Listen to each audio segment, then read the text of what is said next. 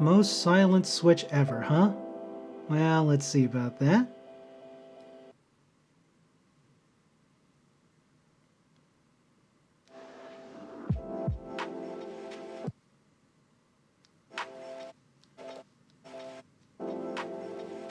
That's pretty silent. Welcome everybody to Very Important Geeks, where today we are talking about the Kailh Hush ever so silent switches. Now they say these are probably the most silent switch on the market, reducing sound levels down to less than 35 decibels. But how does it stack up to, say, another very popular silent, the Silent Alpaca V2s?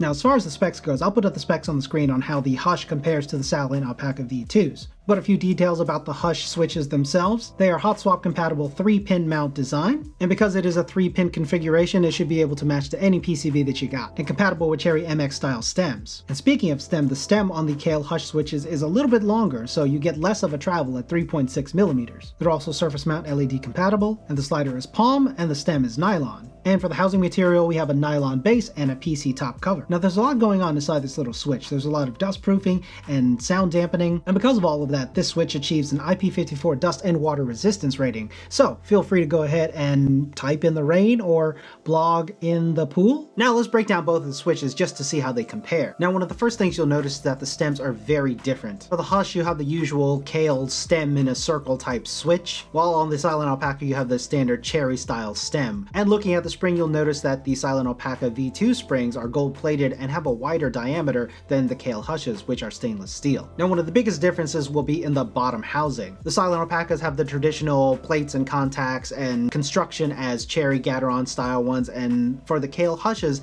they have a lot of seals and gaskets to add to that dust proofing and waterproofing. Now, before we continue, if you've ever considered silent switches because your whole family or office can hear you typing a very witty reply on Reddit, go ahead and hit that subscribe button, hit that like button, hit that notification bell so you know when I upload more nonsense. Now, I found the Kailh Hushes on Kono Store for $6.99 per 10 pack, so that makes it about 69 cents per individual switch. And the Silent Alpacas I found for anywhere around 70 cents per switch, so they are pretty comparable price-wise. Now, as you can see, the Silent Alpaca V2s and the Kailh Hushes are built very differently. While the Silent Alpaca V2s count on dampening the stem itself and the pole by putting little rubber gaskets around there to sort of mute the sound, the Kailh Hushes, the stem actually rides on rails that are on the top housing and not the bottom housing. And there's some dampening on the top housing. And on the bottom housing, they have put some dampening material on the floor of it so that when the stem bottoms out and hits the bottom of the plate, that sound is a little bit more muted. The metal contacts in the Kailh Hushes are actually covered up with a seal or a gasket to keep them waterproof, dustproof,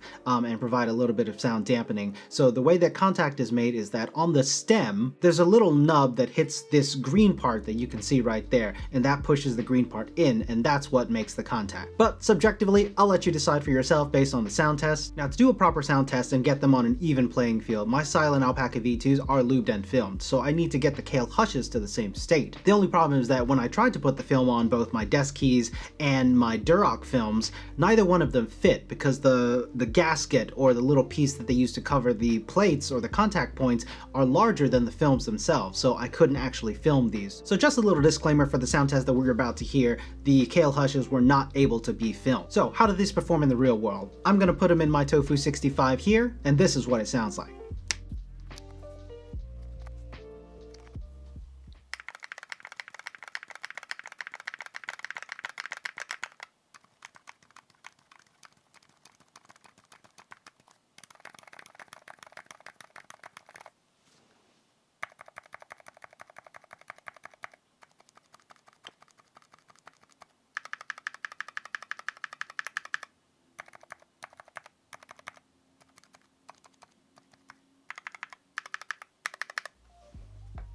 So already very interesting. In my opinion, the Silent Alpacas are still much quieter than the Kailh Hushes. Now, placement on the board does make a difference. Different keys will have different sound signatures just due to their location alone. So I'm going to swap the Silent Alpaca V2 and the Kailh Hushes so that we can have an apples to oranges comparison of position and then see if that still holds up. So let's see what that sounds like.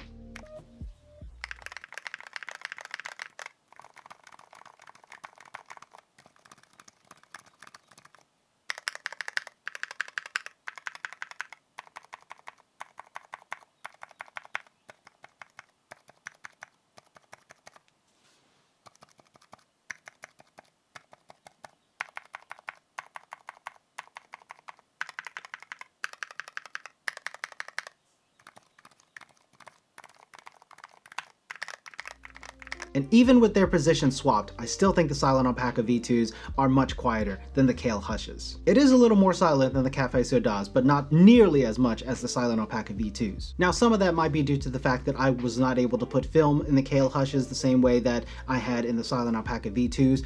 To what degree or difference that makes, I don't know. And as far as their claims that it's a more silent typing experience than anything else on the market, I don't know about that. I don't have a decibel meter or anything to measure the actual sound. There's variance in how hard I'm typing each thing, the amount of pressure and force that I'm using. I tried to keep that as consistent as I could, but there's a margin of human error there. So, final thoughts. I think if you are trying to choose between the Kailh Hushes and the Silent Alpaca V2s, I would definitely go for the Silent Alpaca V2s. They look much better, they're a lot quieter, they're only 1 cent more expensive per switch maybe, and their construction is just more familiar with your Cherries and your Gateron switches.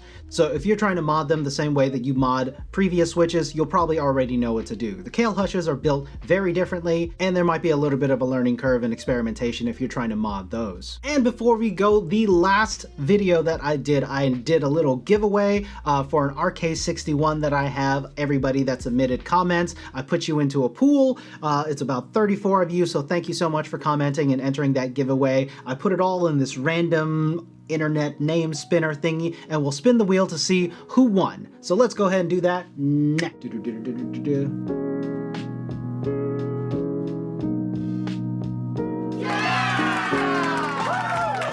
And there we have it. Congratulations to XGuard Anime. I'll get in touch with you and see how I can get this RK61 to you, but I hope you enjoy. Thanks everybody else for entering the giveaway and just for supporting this channel. It really means a lot to a small-time content creator, and I hope you continue to like, subscribe, hit that notification bell, support me on Patreon, and until next time, geek out.